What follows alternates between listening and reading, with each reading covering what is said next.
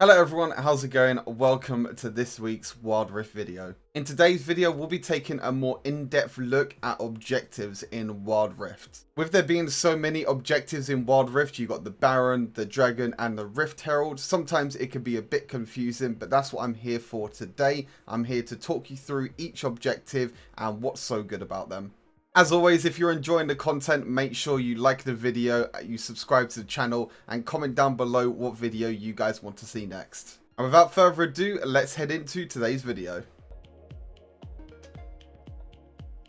Firstly, let's talk about the Rift Scuttlers. The Rift Scuttlers are little crabs that spawn in the river that grant you XP and gold on takedown. And once taken, also spawns a speed shrine just outside either the Dragon or Baron pit, depending on which Rift Scuttler you take. The speed shrine grants vision of the area, so enemies who pass through this area will be marked and revealed for a few seconds.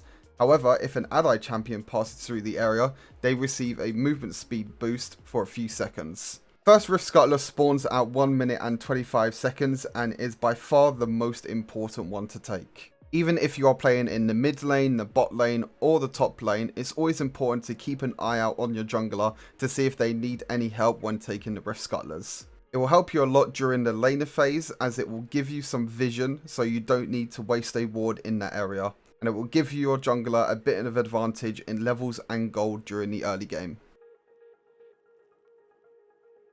Next up is the Rift Herald. The Rift Herald spawns early on in the Baron pit, and you need to be a bit careful because she does like to charge a lot. When going for the Rift Herald, it's best to dodge its attacks and focus on hitting in the eye on the back of her head.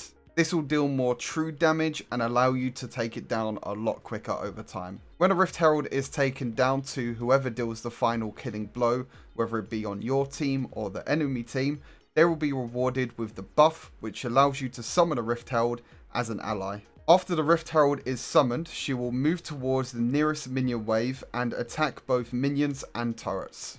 When the Rift Herald is close to the turret, she will charge towards it, dealing a lot of damage. This can be used to get an early advantage in getting early turrets and giving your team some precious early gold.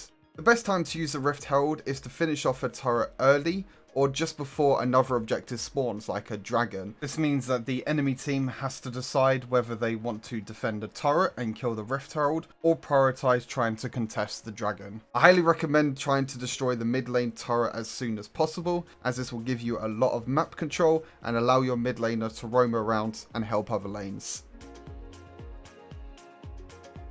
Now it's time to talk about the big boys. Yes, you guessed it, the dragons. Dragons are the most contested objectives in the whole game and are a big factor to winning or losing a game of Wild Rift. Each dragon that spawns has a random elemental effect associated with them. Infernal Dragon gives you damage, Mountain Dragon gives you a shield, Cloud Dragon gives you movement speed, and Ocean Dragon gives you physical and magical vamp. Some dragons are higher priority than others, for example Infernal Dragon being the most important, but they are all very useful buffs that can help you win the game.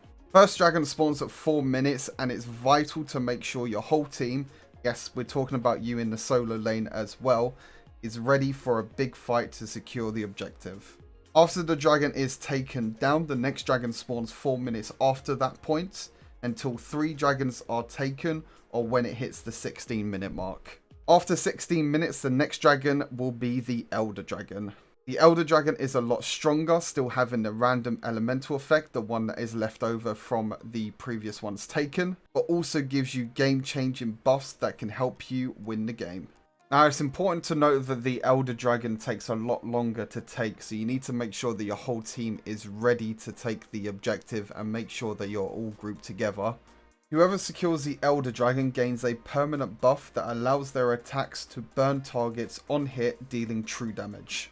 And this damage is increased depending on how many elemental drakes you have taken as a team throughout the game.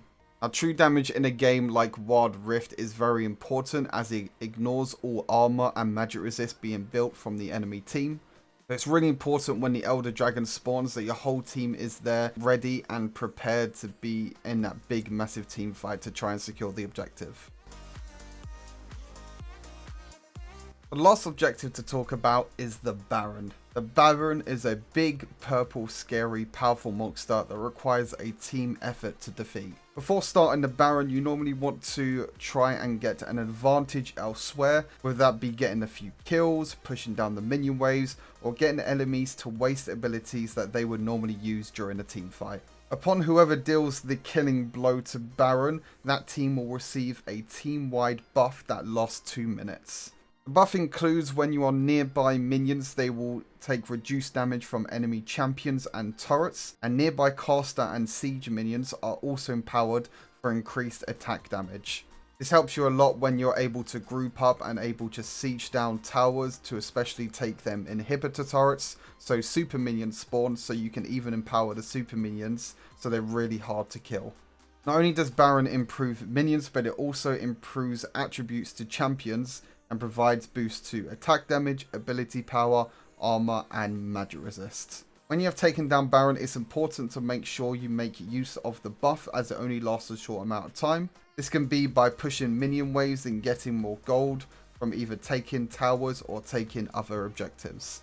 Baron is most commonly known for as the game ending buff, so make sure you use that Baron to crack the Nexus and to win the game. And there you have it, that's every objective and a more in-depth look at all of them.